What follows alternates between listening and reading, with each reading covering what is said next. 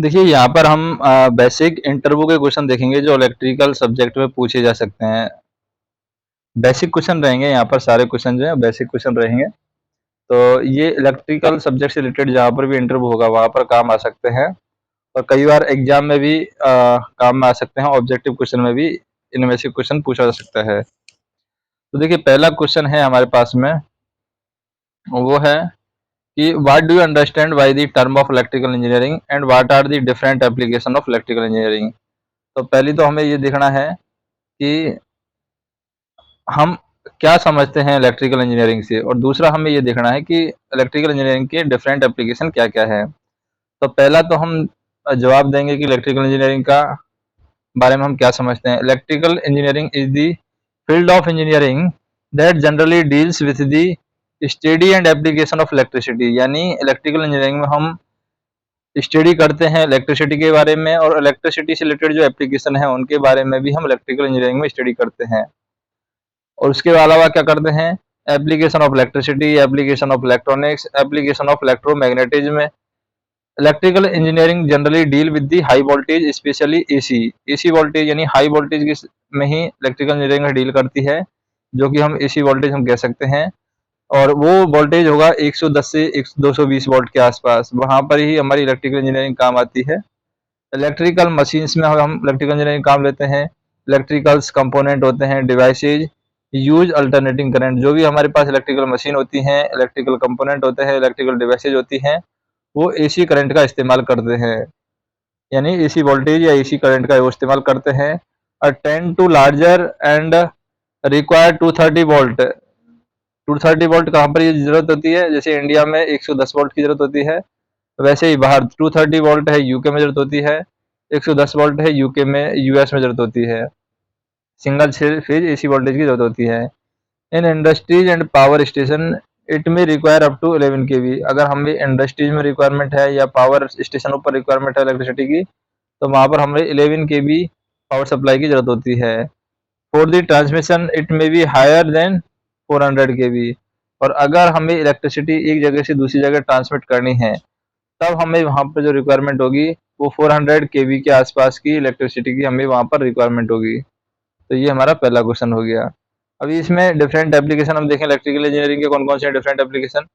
तो देखिए different application में आ जाता है हमारा, पहला तो आ जाएगा हमारा क्या, इलेक्ट्रिकल पावर सिस्टम में काम आता है, इलेक्ट्रिकल कंट्रोल सिस्टम में काम आता है, डायोड, रेक्टिफायर, ट्रांसफार्मर में काम आता है, डिजिटल सर्किट्स में काम आता है, एसी एंड डीसी मोटर्स में काम आता है, एसी एंड डीसी जनरेटर में काम आता है, इंस्ट्रूमेंटेशन सिस्टम में काम आता है, और कम्युनिकेशन सिस्टम में भी काम आता है। ठीक है, इन सभी जगहों पर काम आता है। Digital and analog electronic circuit में भी काम आता है। नेक्स्ट हम देखते हैं दूसरा क्वेश्चन जो है। दूसरा क्वेश्चन है what are the primary responsibility of electrical engineer.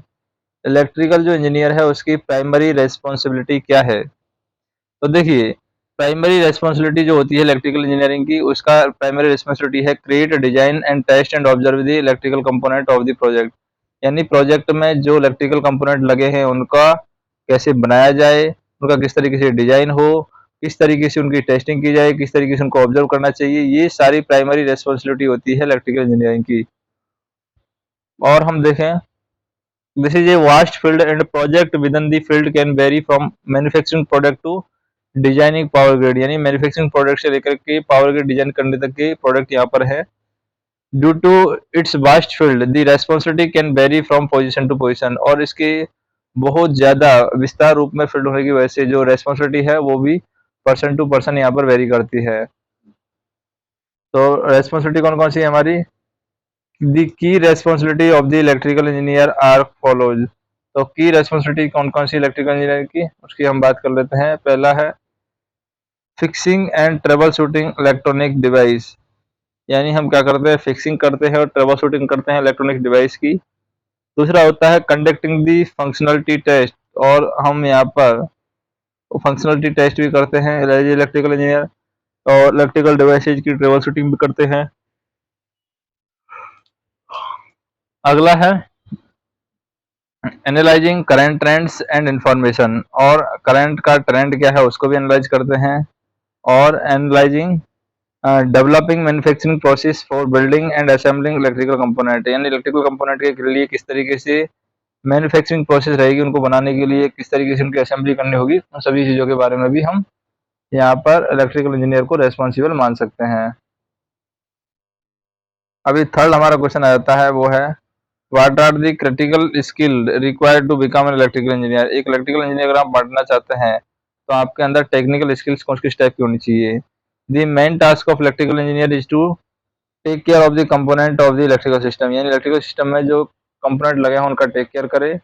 To prevent and troubleshoot such failure, a skilled electrical engineer must be following things, यानी एक स्किल्ड अगर इलेक्ट्रिकल इंजीनियर होगा तो वो यही सारे काम करेगा ताकि ट्रबल शूटिंग और फेल्यूर से बचा जा सके। क्या? Analyse data to get top trends, वो डेटा को एनालाइज करता रहेगा। Communicate clearly with supervisor and client to get the decision efficiently, और वो सुपरवाइजर और जो क्लाइंट है उनसे बातचीत करेगा ताकि वो डिसीजन फटाफट अच्छा ला सके। Keep up to date on the emerging trends within the industry, मतलब आपको इमर्जिंग ट्रेंड्स लेते रहना है कंट्री के अंदर, यानी उनको ट्रांसफर करते रहना है। Adhere to strict safety codes, और ये सभी को बाईपास करना क्या है, सेफ्टी कोड को बाईपास करने के बराबर है।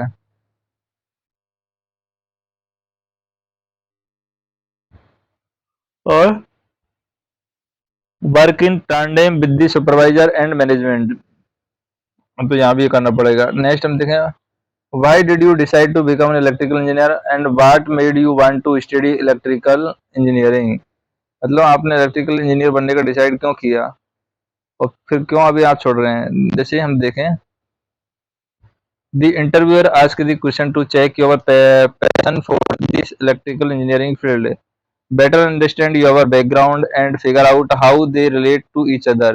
This is one of the primary and most asked electrical engineer interview question. While answering these questions, this should be ready to take a talk over your education, interest in engineering and personal engineering in this field, and highlight your passion for the electrical engineering field, and strictly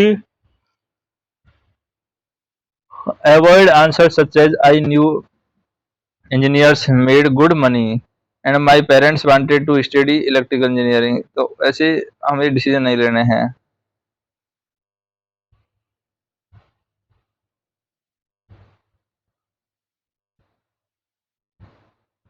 next हम देखते हैं, ये पांचवा question और देख लेते हैं, उसके बाद में हम इसको बंद करेंगे वीडियो को। What is are the fundamental component of electrical circuit, fundamental component क्या है इलेक्ट्रिकल सर्किट के। देखिए एक्टिव सर्किट है, active circuit are the element use to generate energy from one then their system as form of source, यानी हमारे क्या है active circuit हैं जिसके एलिमेंट को एनर्जी जनरेट करने के लिए यूज कर सकते हैं। एक होता है passive circuit, passive circuit are element that allow the electric current to pass through it and don't generate any energy from it. एक होता है DC to AC circuit, DC to AC circuit. AC stand for alternating current and DC stand for direct current. AC always produce some fluctuation current, whereas DC always produce a stable current in constant source.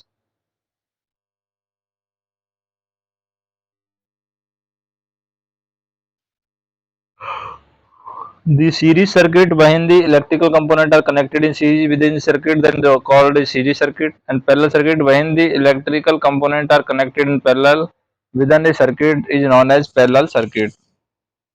बाकी जो interview के question हैं हम बाद में देखेंगे, क्योंकि यहाँ पर हम देखें कि बहुत सारे पेज हैं और हमसे ये अभी होगा भी नहीं, तो 5 ही पढ़ते हैं, बाकी हम धीरे धीरे पढ़ेंगे, सारे के सारे हम पढ़ेंगे। वीडियो को लाइक कीजिए, चैनल को सब्सक्राइब कीजिए, कमेंट कीजिए। धन्यवाद।